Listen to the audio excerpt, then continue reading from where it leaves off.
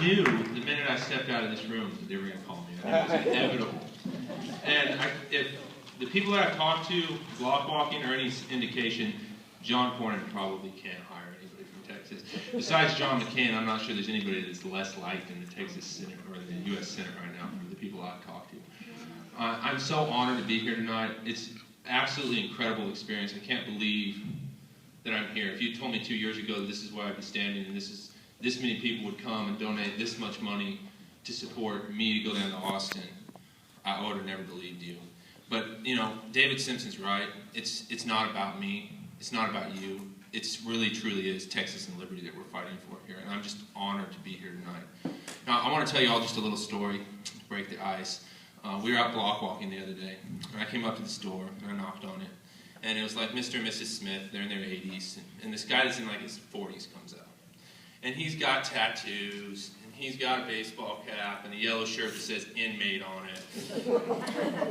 And he looks at me and I said, Mr. and Mrs. Smith here. And he said, who? And Maggie Wright was driving me. So he looks over at Maggie's car. And I don't know if any of you have ever seen Maggie's car. But if you haven't seen Maggie's car, it's because you've never been in the same parking lot with Maggie's car. It's covered in stickers. So he looks over at Maggie's car and he says, oh, hold on a second. He walks back into the other room and I hear him say, the Republicans are here.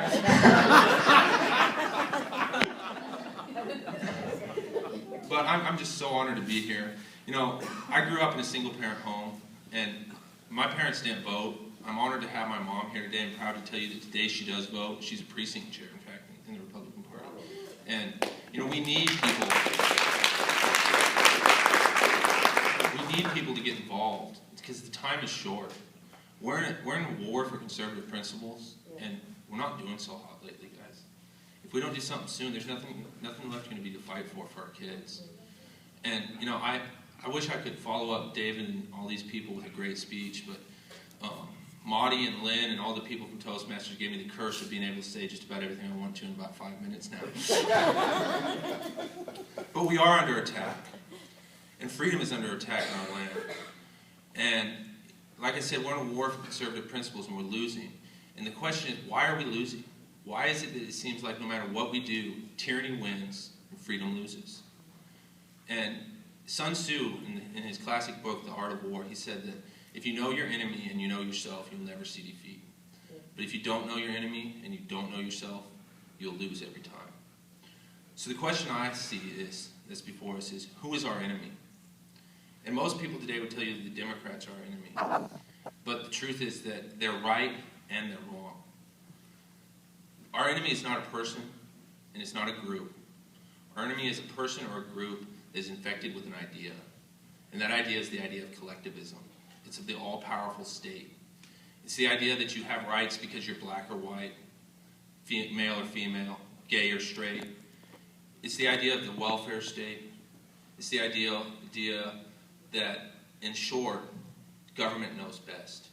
And David put it as good as anybody could say, that the government is there to intervene in matters of protecting you for your rights, but they're not there. It's not there to govern your life. And the government that governs least is the government that governs best. But as Republicans, we all know that. Everybody here knows that as a Republican. We all know that those ideas are what destroy liberty. So why are we still losing? Because Republicans have been in control of the Texas legislature and the governor and everything in Texas, essentially, for years now. So why are we still losing?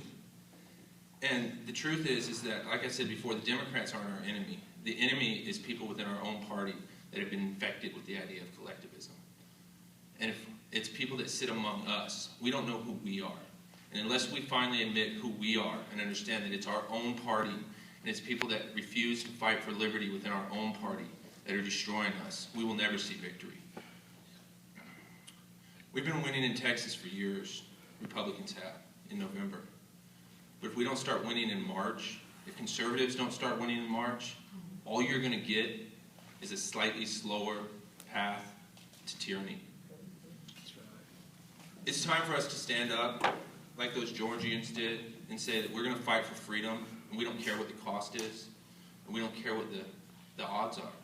We care more about the future and about our kids than about what type of handout we can get from the government today. Please help send me to Austin. Please help me so that I can go down there and fight for you. so that I can say that I don't care what the lobbyists think. I don't care what anybody else thinks. I care what you think. You're my constituents. You're the people that sent me there. And it's, like I said, it's not about me. It's about the cause of liberty. And liberty is dying in the United States.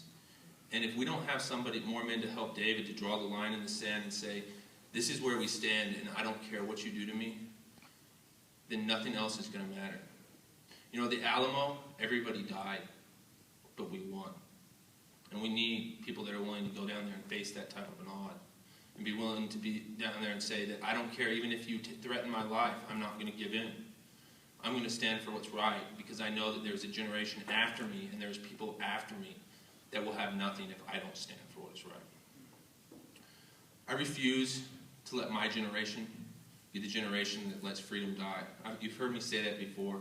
I refuse to make children 30 years from now ask their parents, Mom, Dad, what was it like when we were free? Because that's what we're heading for if we don't do something soon.